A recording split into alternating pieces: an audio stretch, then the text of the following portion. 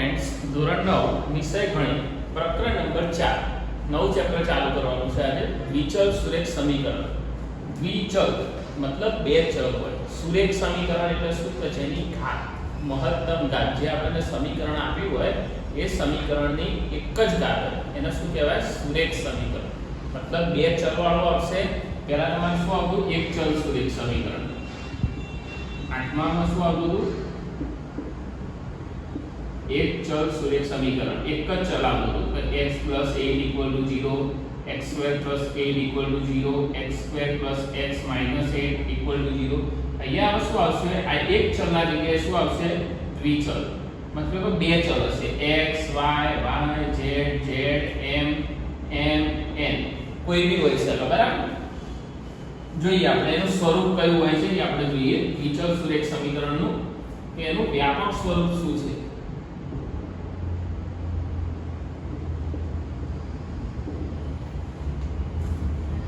कोई पण આપણે એક સમીકરણ આપ્યું હોય બરાબર કે આપણે પહેલા આપણે a b c વાસ્તવિક સંખ્યાઓ લઈએ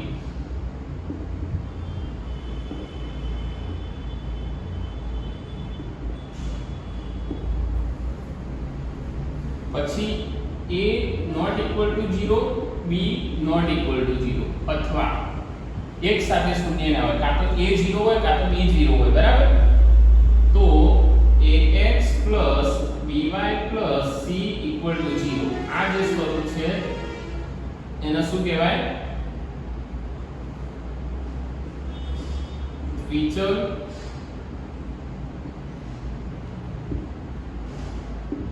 સુરેખ સમીકરણનું વ્યાપક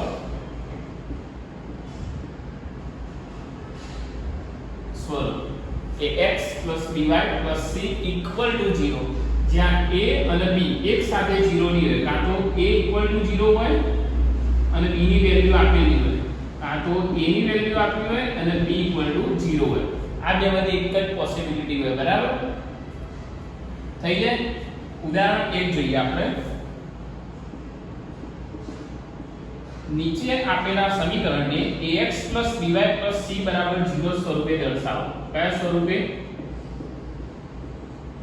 અને એની a b અને c એની કિંમત શોધો પહેલું ઉદાહરણ આપેલું છે આપણને 2x + 3y = 4.37 આપણું શું છે ax + by + c = 0 0 right side એકલા 0 ને જ રાખો બીજું બધું જે છે આ બાજુ લાવી તો આ શું થશે 2x + 3y - 4.37 = 0 તો a = શું આવે 2 b = શું આવે 3 અને c = -4.37 થઈ જાય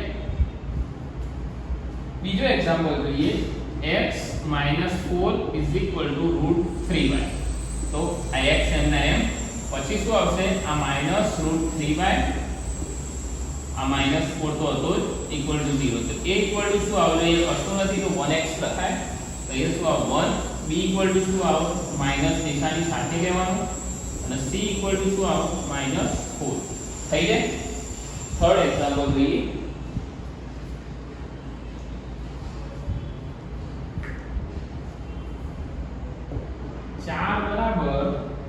5x - 3y શું કરવાનું બરાબરના પેલી બાજુ છે એ બધું જ 0 કે 5x - 3y આ 4 એ બાજુ એટલે શું થાય -4 = 0 થઈ જાય a = શું આવે 5 b = શું આવે -3 અને c = શું આવે -4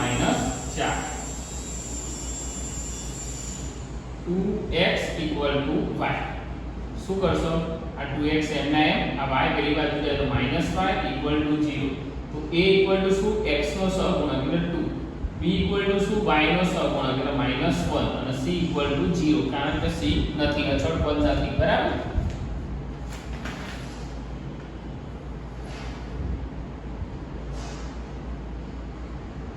ચલો ઉદાહરણ 2 છે એને દ્વિચલ સુરેખ સમીકરણ દર્શાવવાનું છે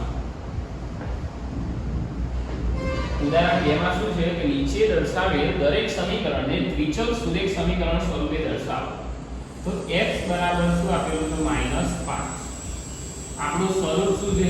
ax by c = 0. ax તો અહીંયા શું છે? x તો છે તો x અને એના આગળ 1 મૂકી દઈએ એટલે ax થઈ ગયું by b નથી y પણ નથી એટલે એના જગ્યાએ આપણે શું મૂકીએ? 0 * y. આ -5 છે તો એ +5 લઈએ આગળ આવશે તો = 0 થઈ ગયું. ax by c = 0. કશું જ ના હોય, ધારો કે y ની ટર્મ નથી આપી તો એના જગ્યાએ 0 * y લખો. ધારો કે x ની ટર્મ નથી આપી તો એના જગ્યાએ 0 * x લખો અને c નથી આપ્યો તો એના જગ્યાએ 0 લખી દો. આ યાદ રાખવાનું, બરાબર? એક જ મેથડ. y નથી આપ્યો તો 0 * y લખો, x નહીં આપ્યો તો 0 * x લખો, c નથી આપ્યો તો એકલો 0 લખી દો. બીજો એક્ઝામ્પલ જોઈએ. y = 2. જો અહીંયા શું x નથી આપ્યું, શું કરવાનું? 0 * x. અહીંયા 1 * y -2 = 0 થઈ ગયા. ચલો પછી 2x = 3. તો આ શું થશે? x આપેલું છે, y નથી આપ્યું તો 0 * y -3 = 0 થઈ જાય. પછી 4 નંબર 5y = 2. 5y = 2 તો શું થશે? 0 * x. x નથી, y છે, -2 = 0 થઈ ગયા. ચારે ચાર. હવે આગળ સ્વાધ્યાય 4.1 જોઈ લો. ચાર એક્ઝામ્પલ. શું યાદ રાખવાનું કે x ની ટર્મ નથી આપી તો એના જગ્યાએ 0 * x લખો, y ની ટર્મ નથી આપી તો 0 * y લખો અને c ટર્મ ના આપ્યો તો એકલો 0 લખી દેવાનો, બરાબર?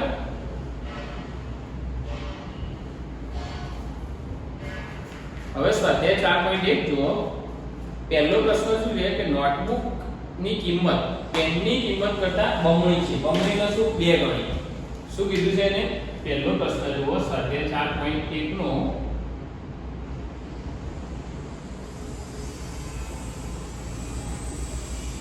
નોટબુકની કિંમત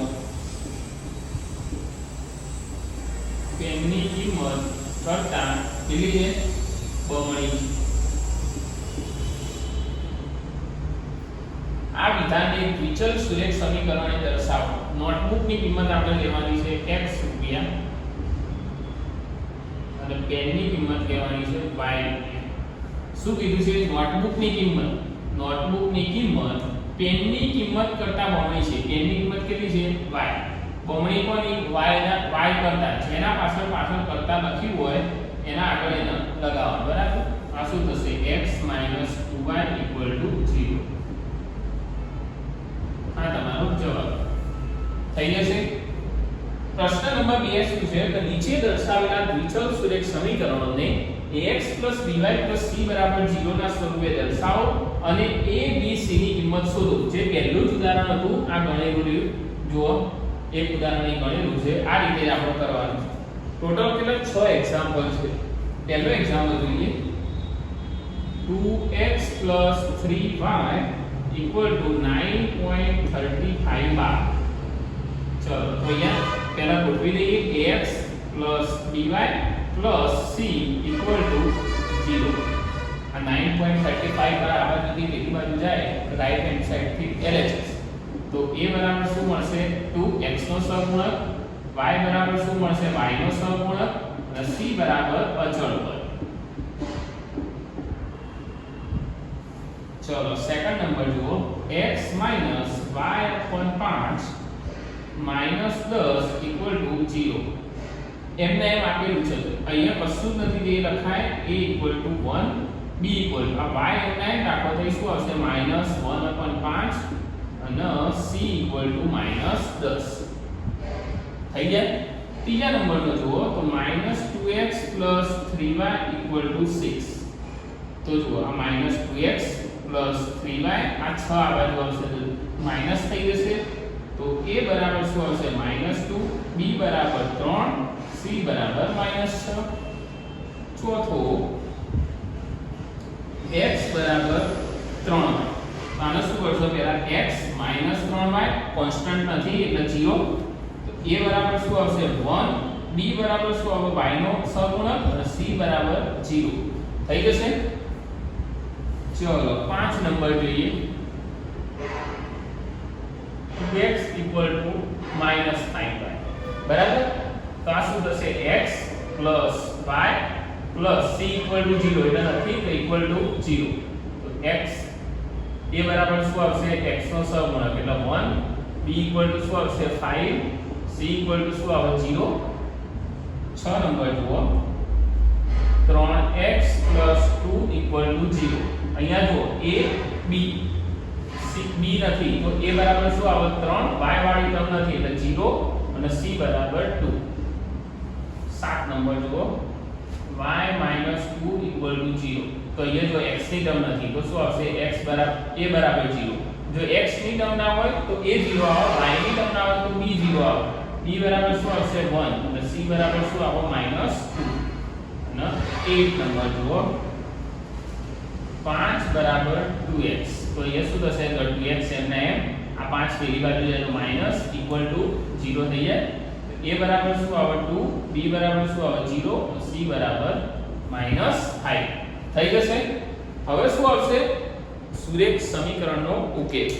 સ્વાધ્યાય તમારો 4.1 પૂરો થઈ ગયો. હવે તમારે શું આવશે સુરેખ સમીકરણનો ઉકેલ. ઉકેલ કઈ રીતે શોધવો એ તમે ધોરણ 8 માં એક ચલ સુરેખ સમીકરણનો તો ભણી ગયા છો. હવે દ્વિચલ મતલબ કે બે ચલ આવી x અને y પદ m અને n, તો એમાં કઈ રીતે તમે ઉકેલ શોધશો, પછી એનો ગ્રાફ કઈ રીતે ડ્રો કરશો એ બધું હવે નવું આવશે. બરાબર, જોઈએ સુરેખ સમીકરણનો ઉકેલ.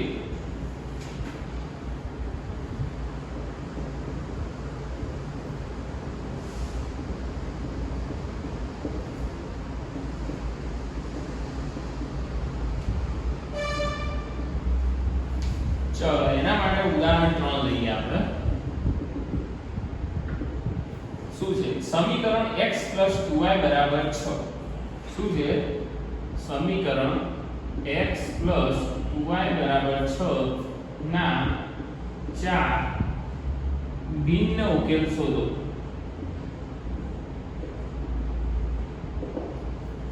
અલગ અલગ ઉકેલ શોધવાના છે. ચલો કોઈ પણ એક વેલ્યુ આપણે ધારી લેવાની, કાં તો x ધારો કાં તો y ધારો. આપણે શું ધારીશું x કાં તો y.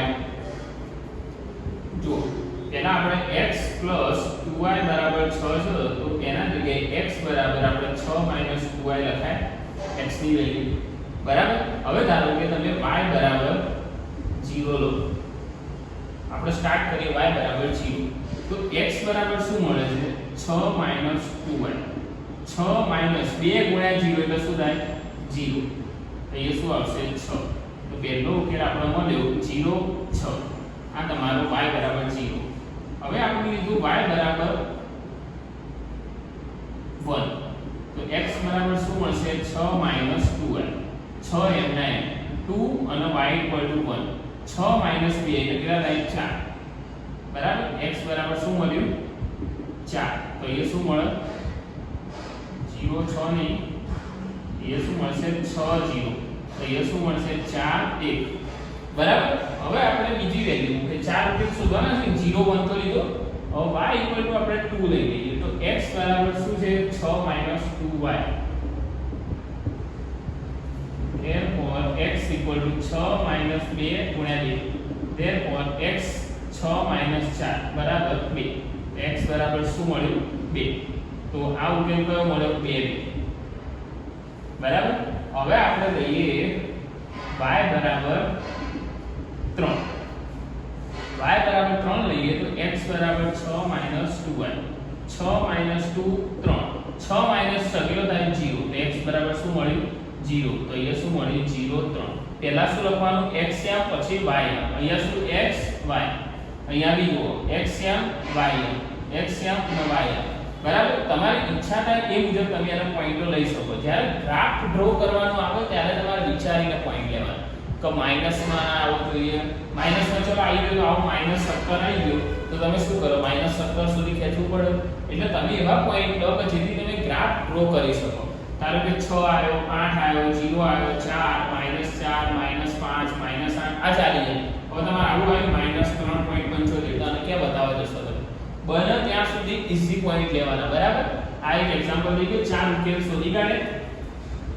બરાબર, ચલો પ્રશ્ન નંબર 4 લઈએ. ઉદાહરણ 4.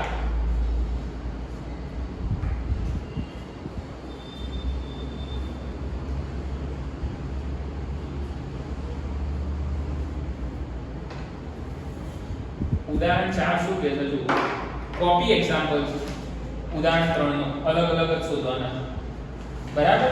તે તમે જાતે કરી લેજો. સ્વાધ્યાય 4.2 y બરાબર 3x + 5. આ મેં તમને પ્રકરણ 3 માં કીધું કે એનો અનન્ય ઉકેલ હોય, માત્ર 2 ઉકેલ હોય કે અનંત ઉકેલ હોય. આ તમારે જાતે ફાઇન્ડ કરવાનું. ડન. પછી પ્રશ્ન 2 ઉદાહરણ જેમ હતું, કયું ઉદાહરણ? ઉદાહરણ આપણે 3 જોયું એના જેવું જ છે. ખાલી તમને એક લાસ્ટ એક્ઝામ્પલ શીખવાડી દઉં કે જે ચોથા નંબરનો છે, સ્વાધ્યાય 4.2. એનો આપણે પ્રશ્ન નંબર 3 જોઈએ પહેલા. સ્વાધ્યાય 4.2 એનો ત્રીજો પ્રશ્ન શું કહે છે? 4 ઉકેલ કઈ x - 2y = 4 આવું સમીકરણ આપેલું છે, બરાબર? એનો ઉકેલ લખીએ ચેક કરવાનો. તો પહેલું આપણને આપેલું છે 0 2, બરાબર? તો x બરાબર 0 મૂકો અહીંયા, તો એ જો શું આવે? x - 2y - 4 = 0. જો x = 0 મૂકો તો -4 = 0. તો -2y = 4. y = શું મળે? 4/2. તો y = -2 મળ્યું. શું મળ્યું? -2. ધારો કે મેં x 0 લીધો તો y શું મળે મને? -2. એટલે આ ખોટો પડશે. બીજો જોઈએ 2 0. તો x - 2y - = 4. તો આપણે y = 0 લઈએ, બરાબર? તો x - 0 = 4. તો x = શું મળ્યું? 4. હવે જો હું y = 0 લઉં તો y શું મળે છે? 4. x 4 મળે છે, તો કોઈ પોસિબિલિટી ખોટી પડશે. 4 0 જોઈએ. 4 0 x - 2y = 4. તો આપણે y = શું મૂકે? 0. તો અહીંયા શું મૂકવું? 0 = 4. x = શું મળ્યું? 4. આન્સર મળી ગયો. x = 4, y = 0. મતલબ આ જે પ્રશ્ન 3 છે એનો ઉકેલ કયો છે? 4 થયો, બરાબર? હવે પ્રશ્ન નંબર 4 જુઓ. શું કહે છે કે જો x બરાબર 2 હોય અને y બરાબર 1 હોય તો 2x + 3y બરાબર k નો ઉકેલ હોય. x બરાબર 2 અને y બરાબર 1 એ x 2x + 3y બરાબર k નો ઉકેલ હોય તો k બરાબર શું થાય? x અને y ની વેલ્યુ મૂકી દઈએ તો 2x + 3y = k. તો 2x એટલે શું? 2, y એટલે શું? 1 = k. 2 * 2 કેટલા થાય? 4. 3 * 1 3 = k. કે 4k = 7. શું મળ્યું? k = 7. બરાબર? ડન થઈ જશે. હવે આપણે આલેખ આવશે, એ આપણે નેક્સ્ટ વિડિયોમાં જોઈશું. Thank you.